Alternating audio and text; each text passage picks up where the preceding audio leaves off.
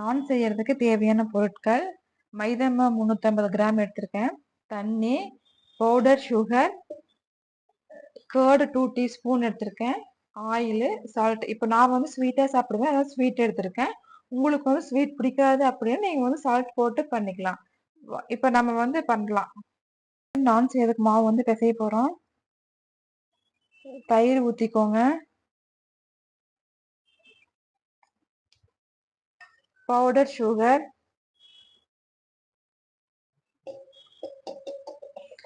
போட்டு நல்லா மிக்ஸ் பண்ணிக்கோங்க. நான் பவுடர் சுகர் வந்து ஒரு 8 ஸ்பூன் வந்து போட்டு பவுடர் பண்ணி வச்சிருக்கேன். அந்த சுகர் தான் போட்டிருக்கேன். ஏன்னா ரெஸ்டாரண்ட்ல வந்து ஸ்வீட்டா தான் தருவாங்க. நமக்கு அந்த ஃபீல் வர்றதுக்காக நம்ம சுகர் போட்டுக்கிறோம்.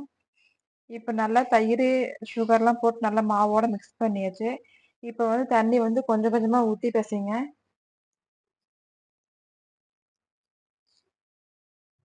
கொஞ்சம் கொஞ்சமா ஊற்றி பிசைங்க, ஏன்னா ரொம்ப ஊற்றிடாதீங்க. ஏன்னா சர்க்கரை வந்து நம்ம பவுடர் சுகர் போட்டிருக்கோம், அதனால உங்களுக்கு மாவு ரொம்ப கொலன்னு போயிடும்.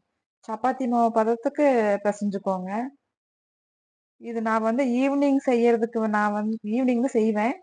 நான் வந்து ஒரு 5 ஹவர்ஸ்க்கு முன்னாடி வந்து மாவு பிசைஞ்சுக்கிறேன். அப்பதான் நான் வந்து ரொம்ப சாஃப்டா இருக்கும். ஊற்றி நல்லா பிசைஞ்சிட்டோம். இப்போ உங்களுக்கு வந்து எண்ணெய் ஊற்றி பிசைஞ்சிங்கன்னா உங்களுக்கு மாவு நல்லாயிரும், நல்ல பதத்துக்கு வந்துடும்.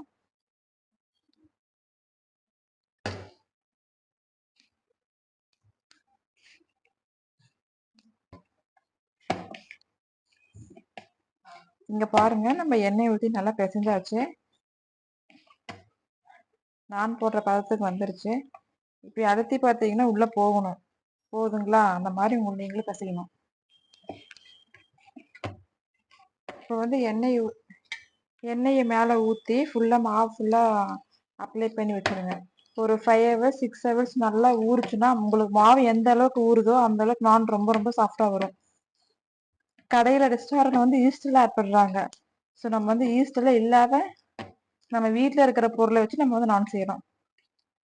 அவ்வளோதான். எண்ணெய் ஃபுல்லாக அப்ளை பண்ணிட்டேன். இதனால மாவு ஊறட்டும்.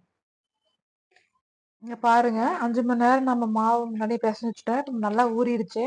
இப்போ நம்ம இதை வந்து உருண்டை பிடிக்க போகிறோம்.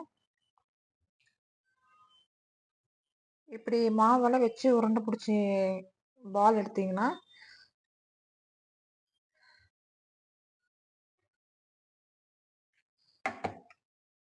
இப்போ நல்லா பால் மாதிரி உருண்டை பிடிச்சிக்கோங்க. வர மாவுல வந்து நல்லா டிப் பண்ணிக்கோங்க. இப்போ நல்லா வந்து தேய்ங்க.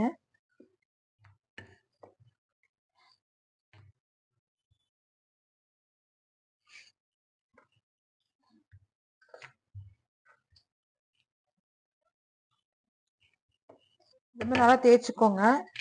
முன்னாடி பின்னாடி தேய்க்கிறப்ப மாவு வந்து மேலே பூசிக்கோங்க, இல்லைன்னா வந்து கல்லில் வந்து ஒட்டும். நல்லா கொஞ்சம் மெலிசா தேய்ச்சிக்கோங்க, மொத்தமா தேய்க்க வேண்டாம். இப்போ வந்து பிளைனான் போட போறோம். பிளைனானுக்கு வந்து கல்லில் வந்து ஆயில் வந்து அப்ளை பண்ணிடுறேன்.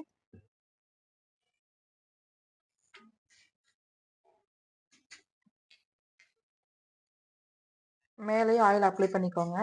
நான் வந்து ஆயில் அப்ளை பண்ணேன்னு பிளைனான்னு சொல்றேன். நீங்க இதுலயே ஆயிலுக்கு பதிலாக வந்து பட்டர் போட்டீங்கன்னா பட்டர் நான். ஹைல வச்சிங்கன்னா தீஞ்சிரும், உள்ள வேந்து வேகாது.